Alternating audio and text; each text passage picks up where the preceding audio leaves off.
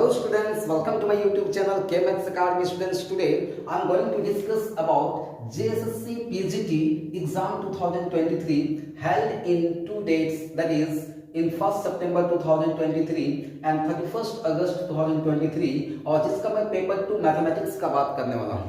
आप लोग सबको पता होगा कि अभी उसका जो ऑब्जेक्शन रेज का पोर्टल है वो खुला हुआ है। You can raise objection against that answer key, and if you will be found right then you will get the benefit, right? जो पेपर हुआ था आपका 1 सितंबर 2023 को, और इस पेपर में मैंने देखा जो क्वेश्चन मुझे बच्चों ने भेजा चेक करने के लिए, तो मैं उसमें से पाया ये आपका क्वेश्चन नंबर 38, 49, 124, 127, 129 और 139, टोटल 6 क्वेश्चन जो है मुझे लगा कि कहीं ना कहीं डाउट है इसका आंसर की में। ओके, अभी मैं इसका सॉल्यूशन प्रोवाइड करूंगा आपको इस वीडियो में, देखिए आगे। और जो पेपर 31 को हुआ था, और उसमें तो बोलना ही नहीं है, आपको 1 2 नहीं बल्कि 10 क्वेश्चन पूरे डाउट है, ठीक है। तो देखिए जिसमें फर्स्ट क्वेश्चन है 5 question, first question 5th, 26th, 28th, 30, 31st, 35, 119, 126 और 134। इन क्वेश्चंस में मुझे कहीं ना कहीं लगा कि अगर आप इसके आंसर की को चैलेंज करोगे तो हो सके आपको बेनिफिट हो सकता है, ठीक है। तो देखिए आप लोग इसका सॉल्यूशन भी अभी मैं करके दिखाऊंगा आप लोग को।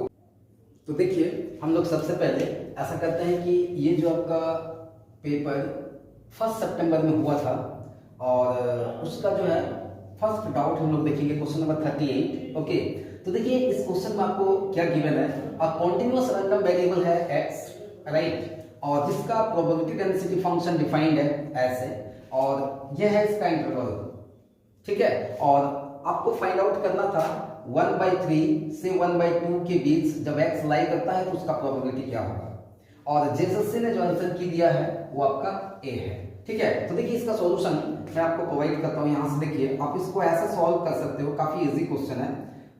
1/3 से बड़ा या बराबर है x और छोटा है किससे 1/2 से। देखिए ये दोनों ही वैल्यू इस रेंज के अंदर है, तो फिर इसको आप इंटीग्रेट करोगे 1/3 to 1/2, right, and the value this one, that is, ये आपका फॉर्मूला हो जाएगा जहां हम लोग डायरेक्ट इसको ऐसे यूज कर सकते हैं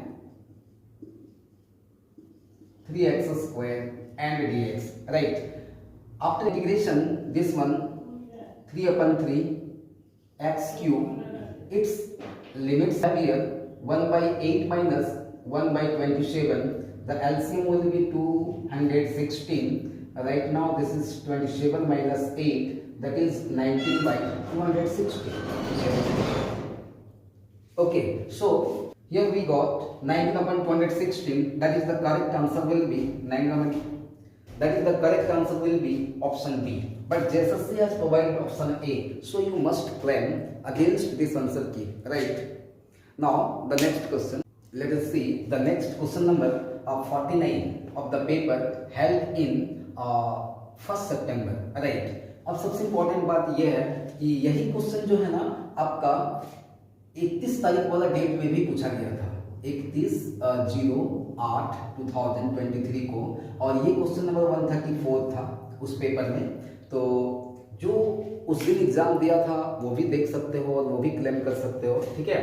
तो दोनों के लिए ये क्वेश्चन कॉमन था और दोनों में ही मिस्टेक है, ठीक है। तो देखिए इसका सॉल्यूशन जेएसएससी जो आंसर की दिया है उसमें बताया कि आंसर ए होगा, लेकिन नहीं, अगर आप इसको सॉल्व करोगे तो देखोगे इसका जो सॉल्यूशन आएगा वो ऐसे, देखिए x into dy/dx, this becomes 2y, right. On separating this one, dy/y is equal to twice of dx/x. On integrating, this becomes log of y is equal to log of x. This is 2, this would be the constant log, right. Now log y is equal to log, this will be x² plus log a, right. Finally we can write it log y is equal to log a into x². This will provide us y equal to a into x square. Thus we got a solution here. Thus we got a solution y equal to a into x square, and here a is arbitrary constant, right?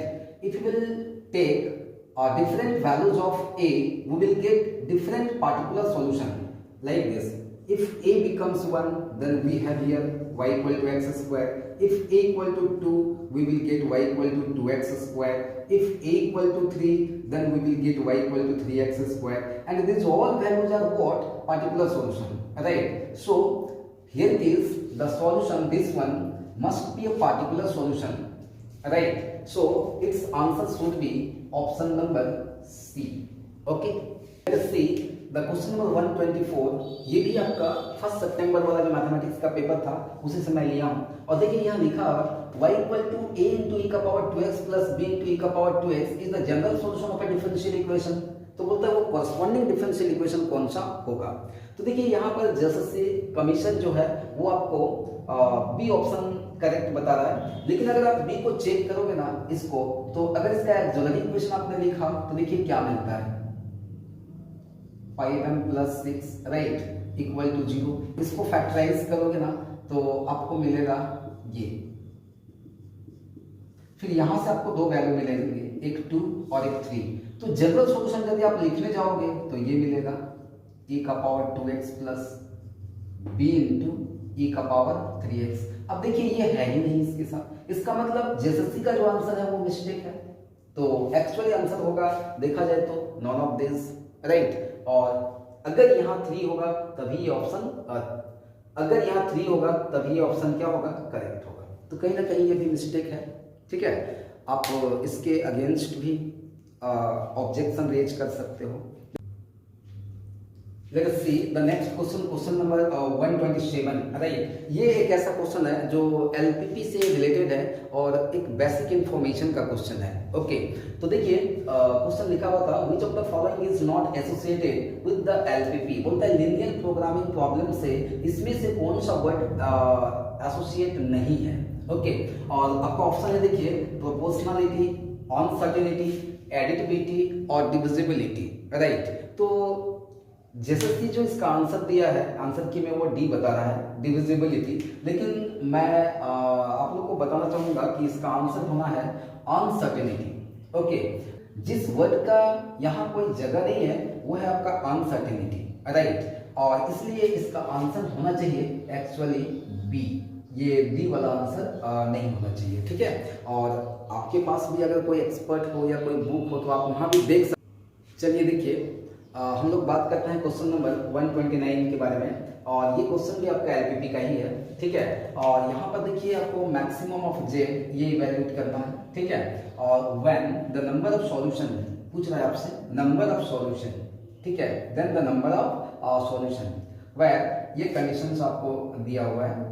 ठीक है, subject to constant जिसको हम लोग बोलते हैं, और पता करना है इसमें से कौन सा ऑप्शन करेक्ट होगा. तो देखिए जेएसएससी जो है वो अपने ऑप्शन जो है आंसर की में ऑप्शन डी को बता रहा है. लेकिन अगर आप इसका सॉल्व करोगे तो देखो क्या मिलेगा आपको. ये x1 x2 राइट, थोड़ा आप सॉल्व करने का कोशिश करो तो देखो मान लो ये x1 और ये आपका x2 राइट. अगर हम इसको इक्वेशन में कन्वर्ट करेंगे तो x1 is equal to x2 और वो आपका इस तरह से होगा. ये लाइन है x1 इज इक्वल टू क्या x2, राइट. अब ये इनइक्वालिटी को सेटिस्फाई तभी करेगा जब वो डाउनवर्ड, मतलब ये इस एरिया को रिप्रेजेंट करेगा. ठीक है, और x1 is less than equal to 6. अगर इसको इक्वेशन में कन्वर्ट करोगे तो x1 इक्वल टू 6 मान के चलो. यहाँ कोई एक लाइन है ऐसे, ये लाइन है. ठीक है, ये लाइन आपका है क्या x1 इक्वल टू 6. ओके, अब यहाँ पर देखिए ये है आपका लेस देन इक्वल टू, मतलब ये इस एरिया को रिप्रेजेंट करेगा ये साइड. और चूंकि ये दोनों ही फर्स्ट क्वाड्रेंट को रिप्रेजेंट करता है इस तरह से. अब देखो अगर आप यहाँ पर एक रीजन अगर डिटरमिन करोगे तो आपको कौन सा रीजन मिलेगा. तो ये बिलो रिप्रेजेंट करेगा इस तरह से, मतलब ये आपको रीजन मिलेगा. और कहीं ना कहीं एक बाउंडेड रीजन आ रहा है यहाँ पर. ठीक है, और चूंकि एक बाउंडेड रीजन आ रहा है तो उसका जो आंसर की है जेएसएससी ने जो दिया है डी, ये होने का चांसेस बिल्कुल भी नहीं है. ठीक है। अनबाउंडेड सॉल्यूशन लिखा हुआ है लेकिन ऐसा नहीं है, ये बाउंडेड आना चाहिए। अब आप यहाँ पर अगर इसके पॉइंट्स को देखोगे तो ये 0,0 ये हो जाएगा आपका 6,0, राइट, और ये दोनों इक्वल है तो ये लाइन पे यहाँ पर ये पॉइंट आपको 6,6 मिलेगा। और अगर आप वैल्यूज का बात करोगे, ठीक है, ओ, ए और बी, ऑलमोस्ट ये तीनों पॉइंट्स पे अगर तुम वैल्यूज का बात करोगे, मान लो ए पर, ठीक है, बी पर और ओ पर, किसका बात करोगे, जेड का, तो z इज इक्वल टू है आपके पास 3x1 माइनस 4x2। तो o पर जब बात करोगे तो 0 0 पे तो ये तो 0 आ जाएगा। a यानी इस पॉइंट पे अगर बात करोगे तो 6 3 जा 18 माइनस 0 मतलब 18 आएगा, राइट। और b पर अगर बात करते हो यहाँ पर तो 6 6 दैट इज 18 माइनस 24 आएगा, 6 आएगा। तो कहीं ना कहीं अगर मैक्सिमम का बात करेंगे तो ये तो वैल्यू आ रहा है वो मैक्सिमम आ रहा है और एक ही पॉइंट पर मिल रहा है यहीं पर, ठीक है, और तो कोई नहीं हो रहा है। तो मेरे हिसाब से ये आंसर आपका होना चाहिए यूनिक ऑप्टिमल सॉल्यूशन। मल्टीपल भी नहीं होगा, नो सॉल्यूशन की तो बात नहीं है, लेकिन जो भी हो एसएससी ने जो जारी की आंसर की उसमें आपका डी दिया है अनबाउंडेड सॉल्यूशन, तो कम से कम ये अनबाउंडेड तो नहीं है, ठीक है, ये बाउंडेड ही है। क्वेश्चन नंबर 139, और ये क्वेश्चन मैथ्स का 1 सितंबर में जो एग्जाम हुआ था और उसी का है, और ये क्वेश्चन आपका लॉजिक से रिलेटेड है। देखिए लॉजिक का क्वेश्चन है, यहां पर लिखा है P एक स्टेटमेंट है, this is a great website, फिर लिखा है Q एक अनदर स्टेटमेंट है जो रिप्रेजेंट करता है you should not come back here, right. Based on the above scenario, ये फैक्ट के आधार पर बोलते हैं how is this is a great website and you should come back here best represented. इसको हम लोग सबसे अच्छा तरीके से कैसे रिप्रेजेंट कर सकते हैं, ये आपके ऑप्शन हैं, देखिए ए, ठीक है, ये है बी और ये सी और ये डी। एसएससी बोल रहा है कि इसका ऑप्शन जो होगा वो बी होना चाहिए करेक्ट। तो थोड़ा सा देखिए यहां पर आप सोचिए, लिखा है this is a great website, ठीक है, ये है पी और you should not come back here, ये है आपका क्यू। आपसे पूछा है क्या कि this is a great website, ये तो एज इट इज है, ये एज इट इज है, ठीक है। तो जब मैं इसको रिप्रेजेंट करूंगा तो ये आपका हो जाएगा क्या, पी। बीच में है एंड, तो एंड के लिए हम लोग ये साइन यूज करते हैं, सबको पता होगा, लॉजिक में मैं पढ़ाया भी हूं काफी डिटेल से। अब आगे देखिए, ये तो हो गया कनेक्टिव, ठीक है। अब यहां से आगे देखिए, you should come back here, यहां पर है you should not come back here और यहां लिखा यू शुड कम बैक। तो इसका मतलब क्या है, अगर ये क्यू है तो ये जो नेगेशन ऑफ क्यू होगा ना वो आपका हो जाएगा यू शुड, ये नॉट है तो वो हट जाएगा और ये हो जाएगा कम बैक हियर, ऐसा हो जाएगा, ठीक है। तो फिर इसको जब आप कनेक्ट करोगे तो यहां आपका होना चाहिए ये, बट ये वाला जो ऑप्शन है ना कहीं पर भी नहीं है, देखिए यहां भी नहीं है, यहां भी नहीं है, यहां भी नहीं है, यहां भी नहीं है। और जैसे से जो ऑप्शन आपका बी बता रहा है, ये देखिए वहां आपको इसको नेगेशन कर दिया है, तो ये तो एकदम सेम है। देखिए this is great website, this is great website, तो फिर ये ऑप्शन तो होने का सवाल ही नहीं उठता है, तो फिर ये ऑप्शन तो आपका होगा ही नहीं, ठीक है। अगर आप देखोगे तो इसका कोई भी आंसर सुटेबल नहीं है इसके अनुसार, ये करेक्ट आंसर होना चाहिए। इस तरह से हम लोग 1 सितंबर में जो एग्जाम हुआ था उसका 6 क्वेश्चन को देखें। क्वेश्चन नंबर फर्स्ट, राइट, और ये क्वेश्चन आपका मैथ्स का पेपर जो 31 अगस्त को हुआ था उसका है, और इस पेपर में तो काफ़ी ज़्यादा मिस्टेक्स, यानी 10 क्वेश्चन अभी मैं बताने वाला हूँ आपको, और आप इन क्वेश्चंस का सॉल्यूशन देखो जो जेएसएससी दिया हुआ है और उसमें आपका कैसे कैसे डिफरेंट है।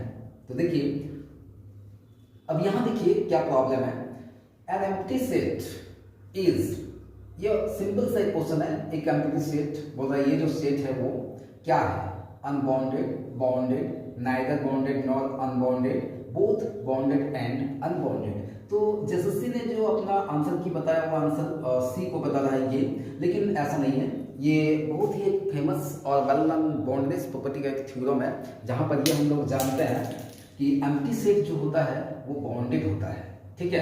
तो नो डाउट इसका आंसर जो होगा, करेक्ट ऑप्शन जो होगा वो बी होगा, और इसके अगेंस्ट आप जरूर क्लेम कीजिए, ठीक है। आपको 2 नंबर जरूर मिलेंगे। नेक्स्ट ये क्वेश्चन को देखते हैं हम लोग, question number 5, an interval that is not an open set is given by. तो ये भी देखिए यहाँ भी जैसे सी बोल रहा है कि ऑप्शन सी दैट इज इसको करेक्ट बता रहा है, लेकिन ऐसा नहीं है। देखिए ओपन सेट का जो कॉन्सेप्ट है ना, ये बेस्ड है इंटीरियर पॉइंट के कॉन्सेप्ट में, राइट। तो यहाँ पर अगर आप इसका इंटीरियर पॉइंट फाइंड आउट करोगे तो नो डाउट ये ना ओपन सेट के इक्वल हो जाएगा, मतलब ये मिलेगा आपको, और ये दोनों तो इक्वल है नहीं, तो फिर इसको आप तो ओपन सेट बोल नहीं सकते हो। तो इस हिसाब से ये भी आपका करेक्ट होगा। और इसका भी अगर आप इंटीरियर पॉइंट के कॉन्सेप्ट्स पे जाओगे तो इसका जो इंटीरियर पॉइंट का जो कलेक्शन होगा वो इस तरह मिलेगा, और ये भी इसके इक्वल नहीं होगा, तो फिर ये भी आपका ओपन सेट नहीं होगा। तो आपसे पूछा ही है, ठीक है, कि an interval that is not open set, right. तो ये भी आंसर करेक्ट होगा और ये भी आंसर करेक्ट होगा, यानी यहाँ पर ये दोनों ही आंसर आपके करेक्ट होंगे, और आपका आंसर होना चाहिए बी और सी दोनों ही, ठीक है। तो question number 26 and question number 28, right. तो देखिए ये क्वेश्चन आपका प्रोबेबिलिटी से लिया गया है और एक्सपेक्टेशन जो होता है उस कॉन्सेप्ट से ये क्वेश्चन है। आप ये तो काफी वेल नोन रिजल्ट है, expected value of x into y is equal to expected value of x into expected value of y, ठीक है। ये आपको किसी भी बुक में रिजल्ट मिल जाएगा, आप उसको जो है अपना ऑब्जेक्शन रेज करने पर प्रूफ के तौर पर आप दे सकते हो, ठीक है। और एसएससी इसका आंसर भी बता रहा है, ये तो होगा ही नहीं, ठीक है, पता नहीं ऐसा क्यों कर रहा है। अब यही क्वेश्चन आपका देखिए 1 तारीख वाला जो पेपर है, मतलब 1 सितंबर को जो हुआ, और उसमें भी ये क्वेश्चन है, और उसका आंसर की में ये एग्जैक्ट ट्रू आंसर की लिए ट्रू बता रहा है, मतलब इस आंसर को बता रहा है। अब बताइए क्या समस्या है, ठीक है। तो इसलिए आप इस पर भी अपना ऑब्जेक्शन रेज कीजिए। फिर नेक्स्ट देखिए ये क्वेश्चन है, काफी इजी क्वेश्चन है, ठीक है। और ये क्वेश्चन आपका एब्स्ट्रैक्ट अलजेब्रा का है, ग्रुप थ्योरी से रिलेटेड, जहां पर ऑप्शन जैसे बता रहा है कि ऑप्शन डी होगा, लेकिन डी होने का तो डी तो होगा ही होगा, लेकिन साथ साथ में आपका बी भी होगा, क्योंकि ये जो आपका सेट है ना इंटीजर्स, राइट। तो इस पर अगर आप थोड़ा सा फोकस करो, देखो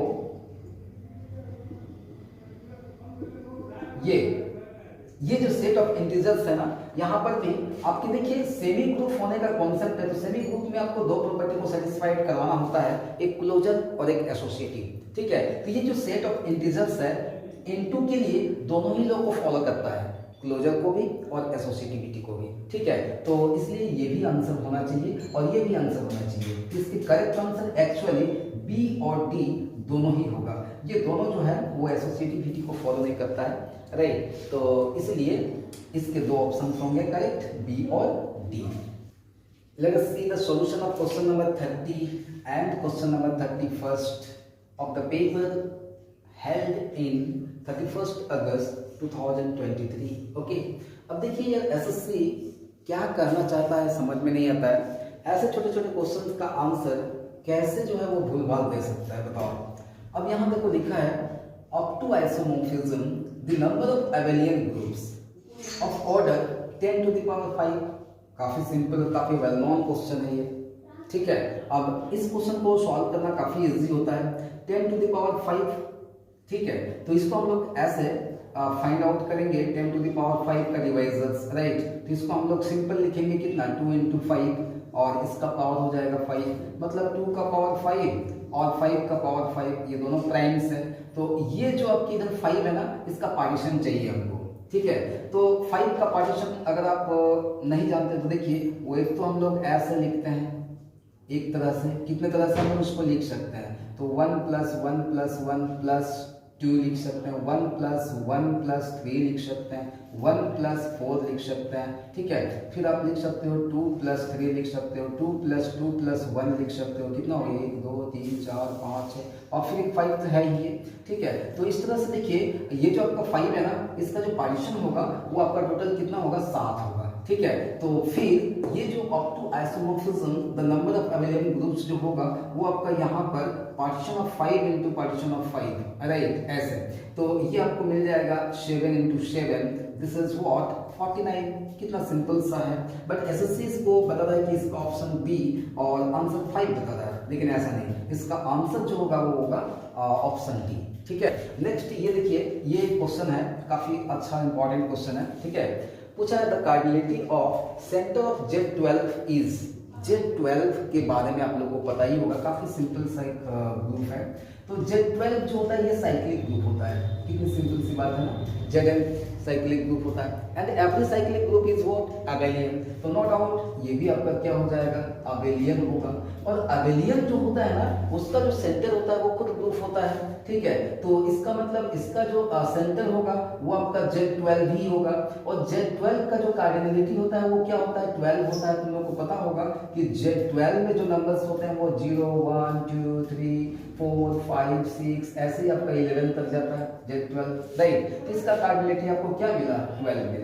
तो फिर इसका आंसर तो कितना सिंपल 12 यानी डी होगा। बट जैसे इसको बता दें कि भाई ये ऑप्शन सी होगा, जो गलत है। कहां से होगा, वो हो ही नहीं सकता है। लेट अस सी क्वेश्चन नंबर 35 और क्वेश्चन नंबर 119। ठीक है, तो देखिए यहाँ पूछा है कि Z10 denotes a ring of integers modulo 10। तो पूछ रहा है then the number of ideals, right. तो बहुत सिंपल है यार, यहाँ पर इसका तो सिंपल है कि Zn जो होता है इसका नंबर ऑफ आइडियल्स अगर हमको चाहिए ना, तो बस n का डिवाइजर्स ले लो, आंसर आ जाएगा। अभी अगर आप देखना चाहोगे तो n का वैल्यू यहाँ 10 है, तो 10 का सिंपल कितने डिवाइजर्स पॉसिबल है, 1 है, 2 है, 5 है, खुद 10 है, 4 होंगे। तो फिर इसका आंसर तो तुम्हारा सी होगा, 4, यही होना चाहिए। बट ऐसे से बोल रहा है ए होगा, पता नहीं उसको कहां से ये नजर आ जाता है। अब देखिए यार एक सिंपल और कॉन्सेप्ट आप समझ सकते हैं कि जेगन वो भी आइडियल्स जनरेट करता है ना, वो तुम्हारा होता है प्रिंसिपल आइडियल्स। ठीक है, और principal ideals generated by only the divisors of n।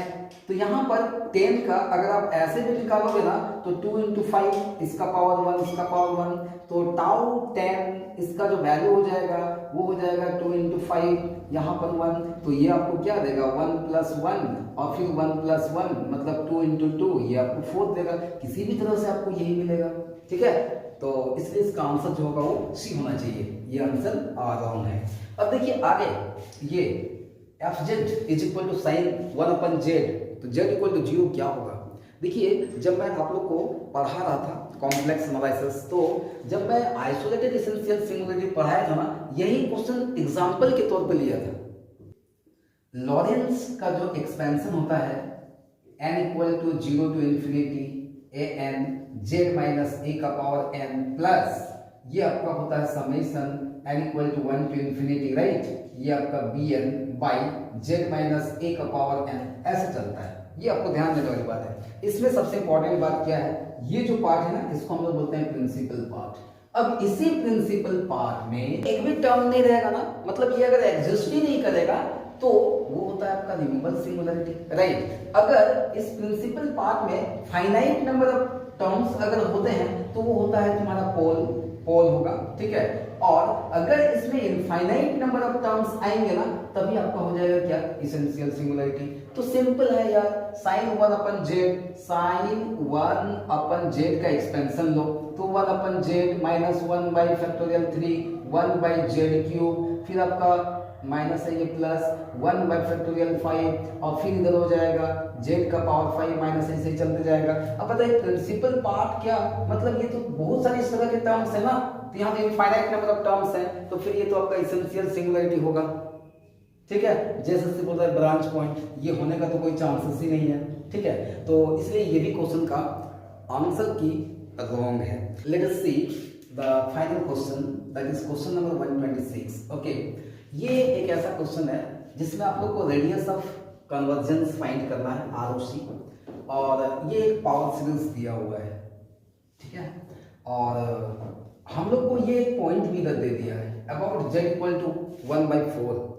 ठीक है, और इसका आंसर SSC बता रहा है A, आप लोग भी बहुत कोई लगाए होंगे A, लेकिन इसका आंसर जो है ना ये 3/4 होना चाहिए।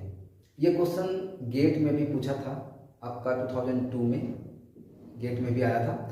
और ये क्वेश्चन ना डॉक्टर एपी सिंह का जो इन्फो स्टडीज जो कॉम्प्लेक्स एनालिसिस का बुक है उसका पेज नंबर 108, ठीक है, वहां पर भी गिवन है।